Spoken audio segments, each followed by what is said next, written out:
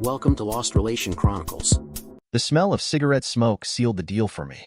I quit smoking at the age of 11, after polishing off a tin pack of my mom's cigarettes and feeling absolutely miserable. My brother mocked me, saying I wasn't even doing it right. Later that day, I had a talk with my favorite uncle, a sailor and a smoker himself. "You'll never have any money if you smoke." "I wish I'd never started," he said. I admired my uncle, and that brief conversation made me question why I'd wanted to smoke in the first place. The answer was simple. I wanted to be like the older kids, like my brother. I craved acceptance, but it didn't take long to realize they wouldn't be impressed. They thought I was too young. On top of that, I came to see that I didn't even like the people I was trying so hard to impress. And that was that. No cigarettes for me. I wavered a little when I started chasing girls, wanting to impress them with how tough and macho I was. Hanging around on street corners with a cigarette dangling from my lips seemed so effortlessly cool. I was close to giving in until the moment the coolest girl in school, Nancy Williams, let me kiss her. Nancy was a smoker and undeniably cool. She hung out with kids my brother's age, and here she was, kissing me. I felt like I'd hit the jackpot, until I got the taste. Yuck. If that's what smokers taste like, count me out, I thought. I gave Nancy a pass after that, much to her offense, and stuck to my uncool, non-smoking self. I'd always been considered a bit of a cold fish anyway. Even back in the days of playground bullying, I made a point of hiding my feelings. Hit him hard and hit him where it hurts. My uncle had once advised me. But above all, never let them see they've hurt you. That's what they're after. If you don't give it to them, they'll move on to someone else. It worked against the bullies, but it left a side effect that was a little less desirable. It left me with the inability to show emotion. The years went by, and I found myself a nice little non-smoking girl. Gloria was her name, and we hit it off straight away. Within 18 months, I'd asked her to marry me, and she accepted. That was 23 years ago. A lot of water has gone under the bridge. We have two grown-up children, Elliot, who has just graduated from university, and Mia, who is coming to the end of her first year. With Gloria, I could be the real me. I could let my defenses down a little. When my brother died of lung cancer, he was only 42, and it hit me harder than I expected. For weeks after he died, I would be alone and suddenly find myself in floods of tears. Gloria was always the one who found me and held me until I stopped crying. Not a day went by without me telling her I loved her. Her friends would ask her what it was like to be married to a man as unfeeling as me. Her response was always the same. "You don't know him. You see a cold, logical man. I see a warm-hearted man who'd do anything for his family. He gets angry, like any man. He just doesn't shout and scream like some. Victor goes quiet and seems even more calm. If you didn't know him, you'd never know he was angry. We've become empty nesters, and I've been loving it." Gloria's libido seemed to pick up, and we've been getting more adventurous. Even after all this time, my heart does somersaults when I look at her. I've always been proud to be seen with her, but as she started to take more trouble with her appearance, I was doubly thrilled. That's why I didn't notice straight away. I thought it was me getting more excited and wanting her even more. The smell in our bedroom that Thursday evening made me reflect on things, and I realized it wasn't me trying more often. Gloria had been pushing me away more often. Now Gloria's never had much of a sense of smell, whereas mine was always keen. She didn't notice things, but I caught everything. Some smells I loved, like the smell of Gloria as I slipped into bed beside her. Other smells I hated. The smell I hated most of all was cigarette smoke. I hated the way it got into your clothes and hair and just lingered. I'd only have to spend an evening in the company of a smoker, and I'd smell it on my clothes for days. So, smelling it here in my own bedroom rang all sorts of alarm bells. I asked Gloria about it, but she couldn't smell anything. She told me I was imagining things. I might have believed her had I not smelt it again on the following Tuesday. I called Gloria into the bedroom and asked her about it, and again she denied there was any smell. On Thursday, the room smelt of air freshener. That made me really suspicious. I went over to the window and sniffed the curtains. There it was again. Cigarette smoke? This was serious. Someone had been smoking in my bedroom, and Gloria was trying to cover it up. There was only one conclusion to come to. It took me 2 weeks to get all my ducks in a row, so the confrontation came on the Tuesday evening 2 weeks later. We both sat down to dinner, and Gloria had just started to chew on a tasty piece of chicken when I asked her, "Who is he, Gloria?" The sharp intake of breath caused her to suck the chicken into her throat and choke violently. I thought I was going to have to try the Heimlich maneuver. She recovered, and I got her a glass of water. "Who is who?" she asked, trying to bluff it out. "The man you've been allowing to smoke in our bedroom. Who is he?" I don't have a clue what you were talking about. What are you accusing me of? It's quite simple, Gloria. I'm accusing you of inviting a man into our bedroom and allowing him to smoke. I know it's true. I can smell it. You're mad. All that quiet, calm exterior, and you've finally flipped. You want to get that nose checked out. There is no smoking, man. I stopped eating and got up. Looking down at her, I pointed to my plate. That really is fantastic chicken, by the way. I walked down the hall to our bedroom, picked up a little round object, and returned to the table. I went over to the corner of the living room that I used as an office and came back with my laptop. I sat down and started eating again. This really is excellent, Gloria. You should try a bit more. A fly couldn't live on what you've eaten. I've lost my appetite. Now what have you brought this stuff out for? After another mouthful of chicken, I wiped at my mouth with a tissue. I picked up the circular object. This, my dear, is a Wi-Fi webcam. You see the little antenna on the back here? I left it in our bedroom today. I moved over to my laptop. Now you know this is my laptop, and I guess you know it has Wi-Fi capability. It can connect to the webcam without wires. Today it's been running a program that records the output from the camera whenever there is any movement. I wonder what it recorded this afternoon. Maybe a man smoking in our bedroom. Perhaps he was even sitting on our bed. Maybe with my darling wife lying beside him. Shall we take a look? Gloria reached out and closed the laptop. No, I don't want to look at it. I don't want to. It's all true. There, I've said it. Does that make you feel happy? Happy? You think I should be happy to know my wife has been entertaining another man in my bedroom and lying there while he smoked in our bed? No, I'm not happy. Now I'll ask you again. Who is he? I can't tell you. You'll want to hurt him, and if you do that, they'll lock you up. I couldn't stand that. I love you, Gloria. I promise you I won't touch him. Now who is he? You promise? You really promise you won't hurt him? Gloria, I gave you my promise. I won't touch him. Now, have I ever broken a promise to you? She stopped and thought for a moment. No, you haven't. Okay, so now that's out of the way. I repeat, who is he? Her head went down, and she was looking at her feet. His name is Colin Jones. He's a student at the college. I see. And you, as the head of student services, were just doing your job, servicing the students. That was uncalled for. And beneath you, Victor. Okay, so now it's all out in the open. What do you want to do? You want a divorce so you can marry him? And oh, I don't love him. I love you. Don't leave me, Victor. Please? Please don't leave me. What then? Are you going to give him up? I'm not sure I can. I'd like to say I would, but I won't make promises I can't keep. Can't we just let it run its course? I know it's just an infatuation, and I know he'll tire of me. He's only 20, for God's sake. He'll want young girls soon enough, and it will be all over.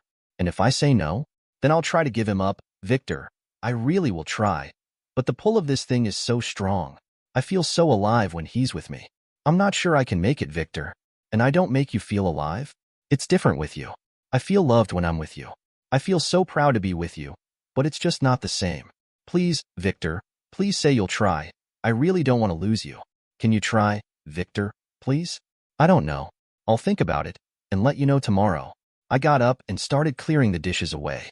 You mean it, Victor? You really mean it? You'll think about it? I just said so, didn't I? Now I'd better get started moving my stuff into the spare room. No, Victor. I don't want that. Really, I don't. Please don't move out. I have to, Gloria. I know what young men are like. He'll be spreading wild oats all over the place, and I certainly don't want to pick up anything. I'll let you know tomorrow. I left Gloria sitting at the table crying while I spent the rest of the evening moving all my belongings out of the master bedroom. The following evening, Gloria cooked a beef stroganoff, my favorite, especially the way Gloria cooked it. Once again, she barely touched hers, just pushed it around the plate. When I'd finished eating, she sat there looking at me until curiosity got the better of her. Well, have you made your mind up?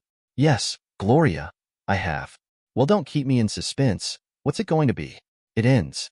It ends right here, right now. From this moment, you'll have nothing more to do with him. If he comes into your office, you'll send someone else to deal with him. Is that clear, Gloria? It ends now. And will you stay with me, Victor? Will it be like it was before? Maybe. I don't really know. This has never happened to me before. But yes, maybe, in time, I'll get over it. Thank you, Victor. I'll try. I really will. You'll do more than try, Gloria. If you want us to stay together, you'll succeed. God knows I love you more than anything, but I won't let you humiliate me. Will you move back into our bedroom? Not yet. If I'm in the same bed as you, I won't be able to keep my hands off you. I think we both need to get checked out for STDs first. I'll make an appointment in the morning. I don't think there's anything to worry about. I sure he's clean. Nevertheless, we both get tested. Like I said, I know young men. I used to be one. If he's doing you, he's probably poking someone else as well. Victor, do you have to be so crude? Just telling it like it is, Gloria. Now once we're both declared clear, I'll consider moving back in with you. Over the following month things went well. Gloria seemed to be acting more like her old self. She did her best to tempt me back into the bedroom. She got changed when she got home, so by the time I got home she would be wearing short skirts or very tight jeans with a very thin blouse, usually without a bra. In the evening, she would sit on the sofa next to me, hugging my arm. At the end of the evening, she would look at me and say, "Oh well, I'm going to bed. Care to join me?" I was really starting to weaken. I'd been determined to wait the full 3 months incubation period for STD, but after only a month I wasn't sure if I could keep it up. I loved her like there was no tomorrow. I desired her constantly. I'm not a religious man, but I prayed that she would stay away from him. Then my nose did it to me again. She was standing at the sink draining the vegetables. She wore jeans that she must have been poured into and a thin white t-shirt. In that moment I lost control. She put the saucepan down, brought her hands up to cover mine and her arms down tight against mine. "That feels like my hunky husband," she said. She leaned back into me. As she did so, my nose pushed into her hair. There it was, that smell. Cigarette smoke, same cheap brand if I was not mistaken. I stepped back. She stumbled a little as I pulled away from her. "What? What's wrong? I shouldn't be doing this." "What do you mean, you shouldn't be doing it? You're my husband, damn it. If you shouldn't do it, who the hell should?" "I'm sorry, I lost control for a minute." "Good. I've been trying to get you to lose control for the last month. I want you to lose control. I want my husband back." "Do you really want me back? Is that what you really want?" She looked into my eyes, searching for something to tell her what was going on. "Yes, it's what I want. I've been telling you for the last month it's what I want." "Are you sure? I mean, are you sure it's me you want, not your young lover?" "No, of course not. I did what you said. I don't see him anymore." She was good, but not good enough. She always fingered her wedding ring when she lied, and I saw she was doing just that. There was also that tremor in her voice. "I need to think. I'm going out for a while. Can't it wait until after dinner? I'm almost ready to serve. Just put it on a plate and cover it. I'll heat it up when I get back." I drove out to the lake and sat there watching the windsurfers taking advantage of the evening sunshine. I sat there until the sun went down, then drove back home. Gloria met me at the door, grabbing my arm and putting her head on my shoulder. "Have you done your thinking?" I nodded. "I wish sometimes you'd let me know what's going on in that head of yours."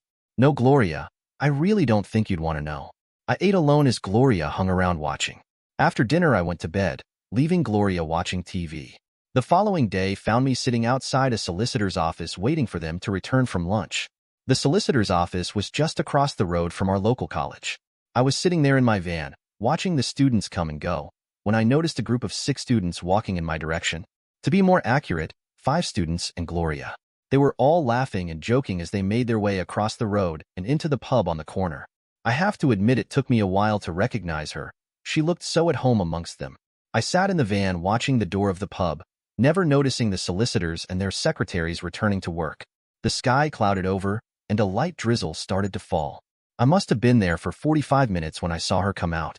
She was on her own, and decided to run back to work to avoid getting too wet. I crossed the road and walked into the bar. I could see them all grouped around a table by the window. I bought myself a pint of Old Peculiar and took a seat at the table next to them. The girls all got up and went to the toilet together. I sat there tuning in to their conversation. "Are you serious, Danny man? Like anything at all? What about BJ? Does she do BJ? I told you, boss, anything? I'm going to have to start watching adult video just to get some new ideas." "So what are you going to do with her, then? I mean, she's a bit old, isn't she?" "Maybe she is, but she can more than keep up with me. Tell you what, Rich, you can pass her on to me when you've finished." "Was Sit Wharf then, Parker? You mean you're going to dump her?" "Maybe. Depends if I can get into Lauren's knickers. I'll give you 20 quid for her." 20 quid wouldn't even buy you a night, Parker boy. "Hey, now there's an idea. I could rent her out." They all laughed as the girls came back. "What's so funny?" asked one of the girls. "Richie's thinking about renting his woman out," said the one known as Parker. "Don't be so cruel," said the other girl. "I think Gloria is lovely. I wish my mum was like her. It beats me what she sees in you, Danny. She loves my big tool. Her old man can't get it up anymore." They sleep in separate rooms. I felt anger and immense sorrow. How could the arsehole she'd risked so much for disrespect her in such a way? I wanted to force his teeth down his throat. I wanted to castrate him with a beer glass. My promise to Gloria kept coming back to me. I won't touch him, I'd said. How could I be so stupid? All through the conversation, Danny had been watching the rain outside. Now I noticed him reaching into his pocket and fetching out his cigarettes. As he got his lighter out, Parker spoke to him. You can't light up in here, mate. It's against the law. Well, I'm not going outside. It's pissing down out there. I need a fag, and if people don't like it, they can lump it. I picked up my beer and went to sit at the bar. Despite my best efforts, water was forming in my eyes. I wiped one as the landlord came over. You all right, mate? What? Oh yeah, I'm fine. It's just the cigarette smoke. It's always made my eyes sting. The landlord looked around the bar. Danny was trying to hide his cigarette in his cupped hand, but the rising smoke gave it away. Right, you lot, get out. Richie pinched out the cigarette and showed it to the landlord. All right, keep your hair on. It's out, look. Okay, keep your hair on. That's a good one, Danny said. Parker, looking at the landlord's bald head. I didn't tell you to put it out. I told you to get out. Now you've got 10 seconds before I get the dog. He started to count down from 10. Okay, we're going. Never liked this pub anyway. In that case, you won't want to come back, which is a good job, because you're all barred. Now out of my pub. As they left, Danny was giving the landlord the finger, and one of the girls was moaning. That was all your fault, Danny. Where are we going to go now? They got to the door, looked at the rain, and started to run back in the direction of the college. I'm sorry about that, sir. Now can I top up that pint for you? No thanks. It's me who should be apologizing. I didn't mean for you to lose customers like that. Customers like that I can do without. They come in here with an older woman. I think the cheeky one must be knocking her off. Anyway, they all sponge off her. And when she goes, they make their drinks last the rest of the day. It's her I feel sorry for. She seems a nice sort. Good looking, is she? Well, let me put it this way. I wouldn't climb over her to get to you, if you catch my drift. So, what makes you feel sorry for her? Well, I'm not qualified or anything, but in this job you do see life. In my opinion, she's desperately trying to recapture her youth. She seems like a nice woman, and she's married. So some poor sod will be crying in his beer over it. But she comes in and sits with that lot laughing and giggling like she's one of them. You must have heard the way they talk about her when she's gone. Just easy meat to them. It'll all end in tears, and she's the one that'll get hurt. It's not that I don't believe you, but how can you be so sure? Like I said, it's this job. You see it all, and I have seen it all before. If she's lucky, when that little run is finished with her, it'll be a wake-up call, and she'll try and patch things up with her husband. More likely is, she'll become so addicted to the feeling of being young again that she'll be looking around for another youngster. Believe me, it's as much of a drug as those Junior just had to have. As time goes by, she'll be in bars offering herself to any younger man who seems vaguely interested. It really is pitiful. You certainly sound like the voice of experience in all this. He leaned forward so that his mouth was close to my ear. Why do you think you don't see a wife in this place? As he pulled back, I could see the sadness in his eyes. He looked like a decent bloke, and he was obviously hurting just talking about it. He looked down at my glass.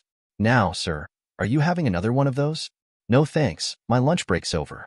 I'd better get back to work. Thanks for the chat. The landlord had certainly given me something to think about. Could I live with the situation? Was Gloria hooked?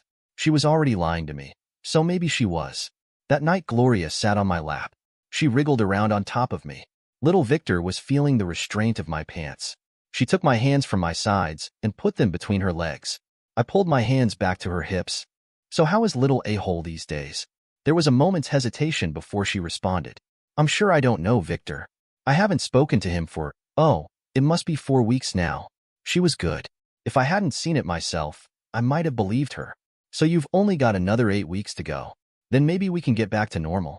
Do we really have to wait, Victor? I'm sure we'll be okay. If you're really worried, you could always. Don't even suggest it, Gloria. I interrupted her.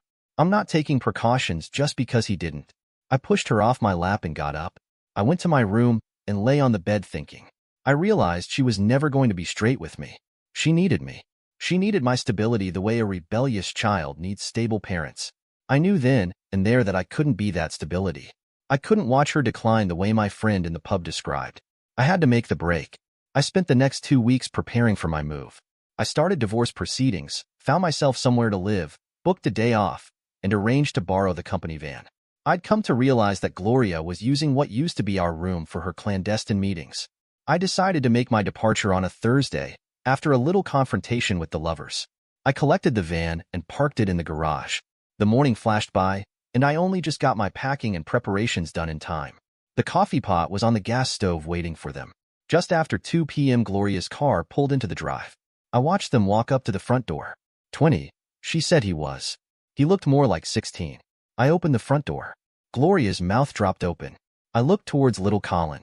From the way he walked up to the door, I could tell he was shitting himself. Gloria almost had to drag him through the door. What are you doing here, Victor? I could ask you the same thing. I thought it was all over. At least she had the good grace to blush at that. I'm sorry, Victor. I really tried, but I just couldn't keep it up.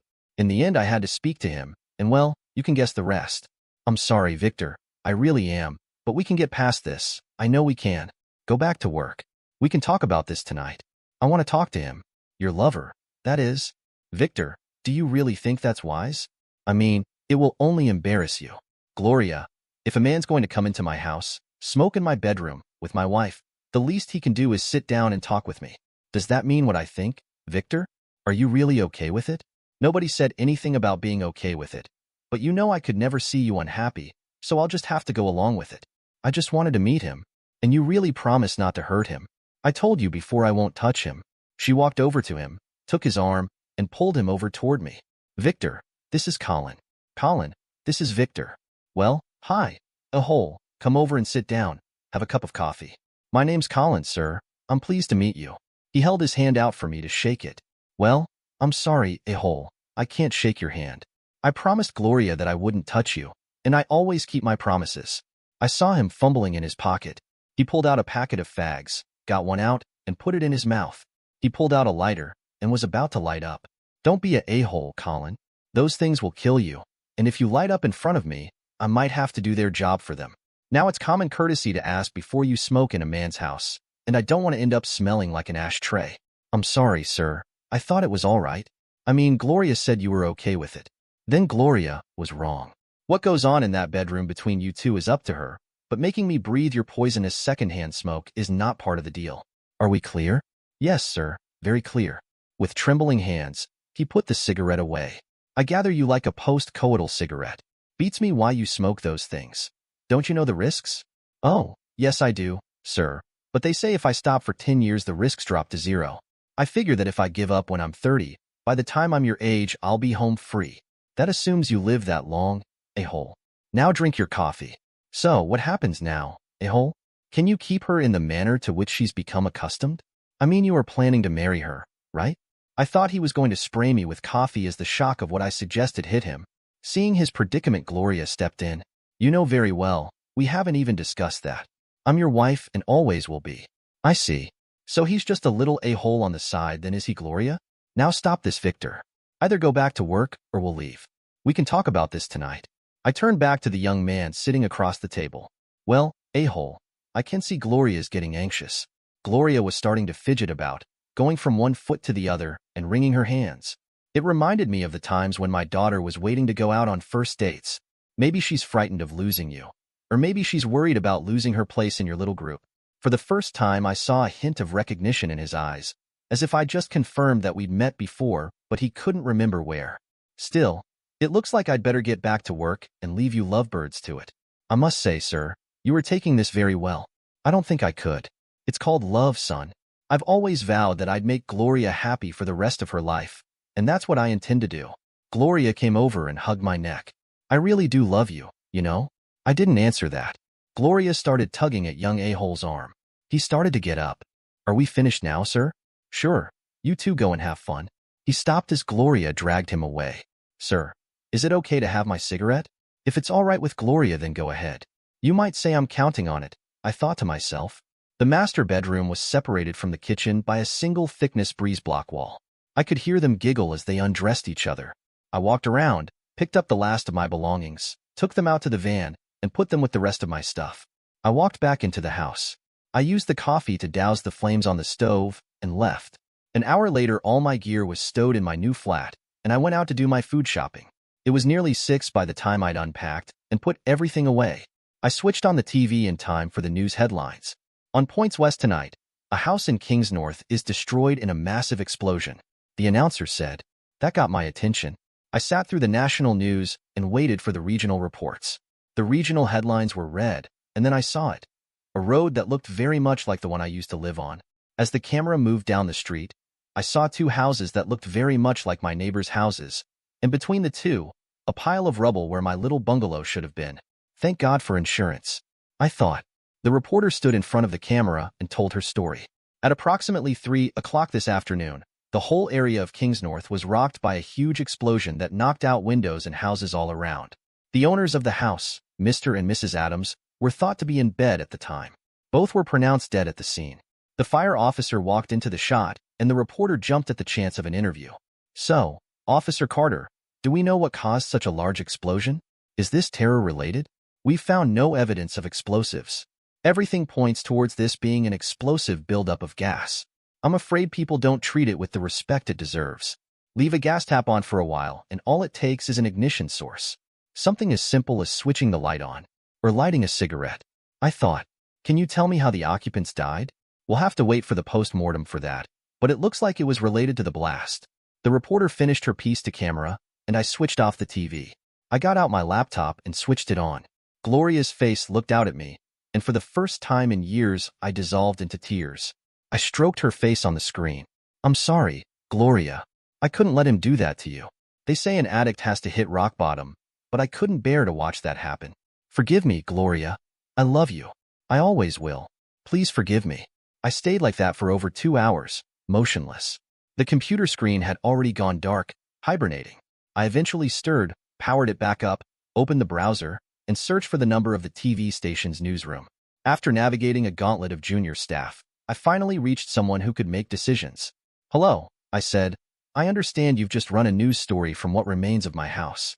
Yes, the one on Exeter Road. My name is Victor Adams, and you've just informed the world that I'm dead. I'm calling to tell you that I am very much alive. I paused, letting the weight of my words settle. And for the record, I don't smoke. Dear listeners, please share your thoughts in the comments section below, and don't forget to like, share, and subscribe.